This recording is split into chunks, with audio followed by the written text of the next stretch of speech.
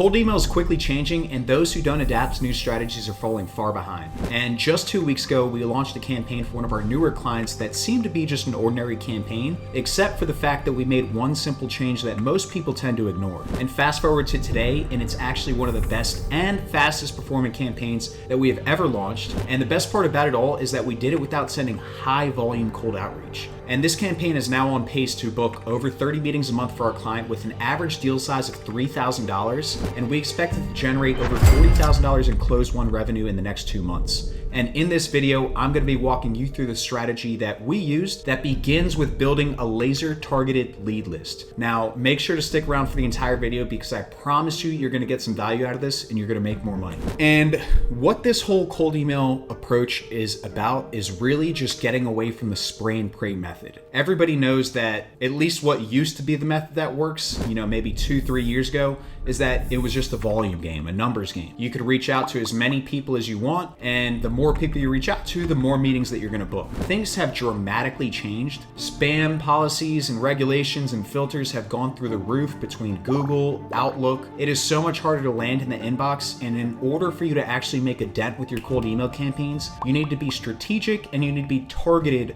with your outreach. So let's go ahead and jump into the document that I prepared. So you essentially have two kinds of campaigns. You have a laser targeted campaign where you're finding untapped data, and then you have a spray and pray campaign where essentially, like I mentioned, it's a numbers game. And I want to break down just 2 screenshots of some recent campaigns that we ran, where one of them we're doing a laser targeted campaign with untapped data, and then the other one, we're doing the spray and pray method. If you're looking at this first campaign, we reached out to 477 leads. 20 meetings were booked out of that. If you look at the reply rates, 18% reply rate, 27 positive reply, and then 20 meetings booked. Then you compare that to another campaign where we were able to book some meetings, like we were able to make our clients some money off this, but it's just a completely different approach. We're reaching out to 6,100 leads in this case, and we booked 7 meetings. So pretty much for every 1,000 leads, we're booking about a meeting, give or take, as opposed to this one where every 500 leads we're booking 4 meetings. Complete night and day difference. And really the big difference between these 2 types of campaigns is that with targeted campaigns, you're being more creative, you're being more strategic with the angles that you're taking, and you're also finding data that others aren't thinking to find. The majority of people will just go out there, go to a database like Apollo, and they'll just use keywords and industries and then scrape that data and throw a campaign together and think, oh, because I am a lead generation agency and I'm targeting marketing agencies, I'm sure they're gonna want my service. You're just like every single other person out there in the world that doesn't know how to build a targeted lead list, and you're all reaching out to the same people. It's a saturated market, you have a saturated offer, and that's why you don't get the results. Compare that to a laser targeted lead list where you're finding a database that most people have no clue even exists, yet alone how to actually grab that data, and you're reaching out to people that are not receiving cold emails. Because people don't know how to find their information, they're not receiving cold emails, and that really is the difference maker, particularly when you have a good offer. So why do you want to choose a targeted approach over the spray and pray method? Well, I've given you 5 reasons here. Like I had already mentioned, you're reaching out to a very saturated list if you're doing the spray and pray method. Everybody could access that data, so everybody is reaching out to those people. The other thing is industries, keywords are not very accurate if you're building a lead list from scratch. So when you're doing the spray and pray method, another problem that is involved with this method is that the data isn't accurate, and oftentimes the industries are miscategorized. You find that on LinkedIn all the time. I know, for example, even with my company BuzzLead, we're a B2B lead generation company, but if you look us up, we're listed as a software company online. So the same case applies to all the other business owners in the world, not all of them, but a lot of them.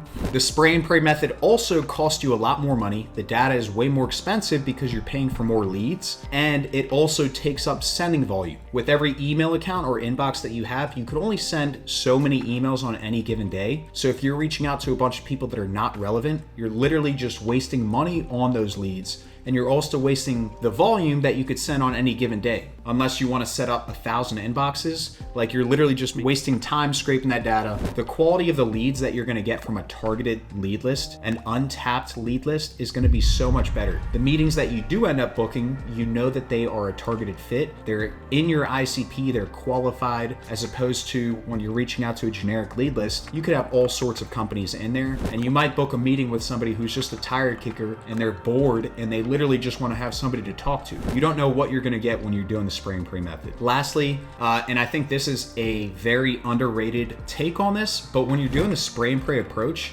because you're reaching out to a bunch of irrelevant data, a lot more people are going to be marking you as spam, and the more times you get marked as spam, the lower your deliverability on all of your domains and your inboxes gets, and that just lowers the lifespan of your domain health. So unless you want to continuously be buying new domains and setting up new email accounts, I suggest that you start building more targeted lead lists. Now, what conditions does a targeted campaign angle work? It works for anybody. Literally pretty much all the time. And a good way that I like to look at this is the harder the data is to get, the harder it is to find, the more success you're gonna have with your campaign. And the reason for that is because other people aren't going the extra mile and they're not finding that untapped data. They're all reaching out to the same people, so they're all getting the half-assed mediocre results. If you're finding data that is nearly impossible, I guarantee you 99.9% of the population can't find that data. So in regards to that particular campaign that I mentioned at the intro of this video, we're working with a company that sells t-shirts. It's actually this t-shirt that I'm wearing right now. The company that we're working with, Forever Fierce, they sell t-shirts to gym owners. There's not that many gyms within the United States because that's their target market. So we knew we could either go to Apollo or Sales Navigator and find all the gyms that are in the United States, or we could be a little bit more strategic with this. Let's find untapped markets and let's figure out who are the gym owners that actually have money that are going to be wanting to invest in their brand and in t-shirts. And for that reason, we chose to go after gym owners who attended a specific gym conference for campaign 1. And then for campaign 2, we chose to target gym owners that were already investing in gym management softwares, because any gym owner that is investing in a gym management software probably takes their gym seriously. They're going to have the money and they're going to care about their brand. So we used our brains in this situation and we figured, let's find an untapped market. Those are the two that we went after. Again, anybody who is looking to get more conversion rates for the amount of emails that you're sending, you need to take this approach. And now let's jump into the fun stuff. How do we actually implement a targeted cold email campaign? The first two strategies that I'm going to demonstrate are the ones that we took for our client in this example. And then the other two are just a couple of nuggets that I'll leave you with. And I hope that you could take some of this and implement it for yourself.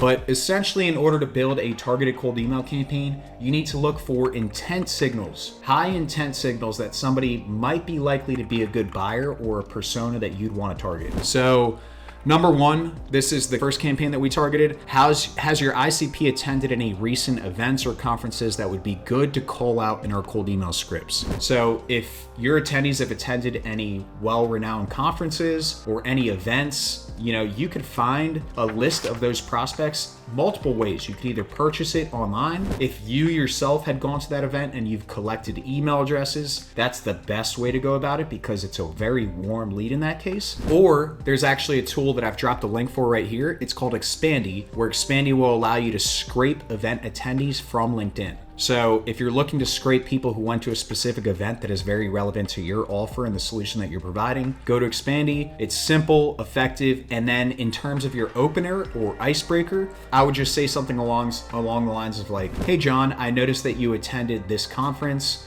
and thought it made sense to reach out because we do this. And that's where you're gonna plug in your value prop, why you're reaching out, what the reasoning is, and how you can help them. Another example is, hey John, I couldn't help but notice that we both attended, insert the event name or the conference. I'm surprised we didn't run into each other.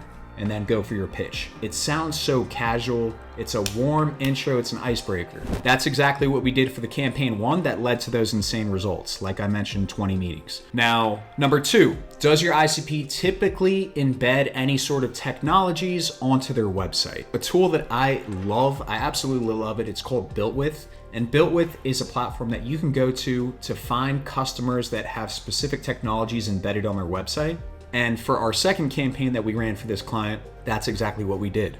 The gym owners that they were using used a couple of different technologies. One was a gym management software called PushPress. Then there was Wodify. And there's one other I can't remember off the top of my head, but for this specific campaign, we went after all of the customers that were on BuiltWith that had PushPress as their gym management software. You can see a little screenshot here, and essentially BuiltWith is going to give you all of the domains that you need, and then you need to go ahead and find the contacts from those companies. But if you have the domain, the website, you could do whatever you want with it. You could find the email addresses of the contacts that you're trying to pitch your solution to. So in this case, we knew that the gym owners, if they're investing in a gym management software, they have money. Our client told us that that's their ICP. So a nice opener, one that's similar to the one that we used is, hey John, noticed that you're using PushPress, so I thought that this might be relevant. We help gym owners sell t-shirts.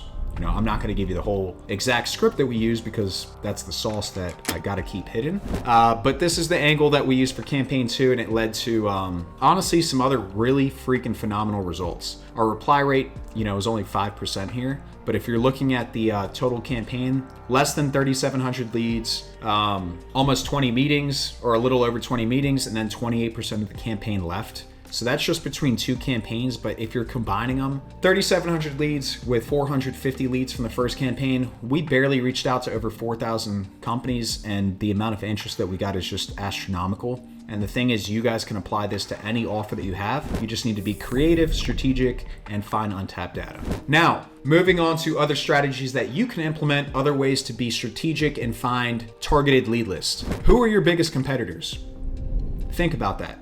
Who in the market are your biggest competitors, and competitors that are well renowned? The reason I say that is because you could likely scrape their customers. Oftentimes your competitors might be actual technologies that are embedded on their website. So the tool that I mentioned before, BuiltWith, right here, you could actually use that to scrape their customers as well. If you can't find that, if it's not on BuiltWith, you could purchase lists. There's a company out there called InfoClutch that you could do it with, or you could just take the angle of scraping your competitors' LinkedIn followers. So, for example, me doing B2B lead generation services, Science is a massive B2B lead generation platform out there. Anybody that is following them is clearly interested in B2B lead generation. So reaching out to any of these 17,000 followers, those are probably a spot on target for people that I would want to target. And that's just another way of being creative and thinking outside the box.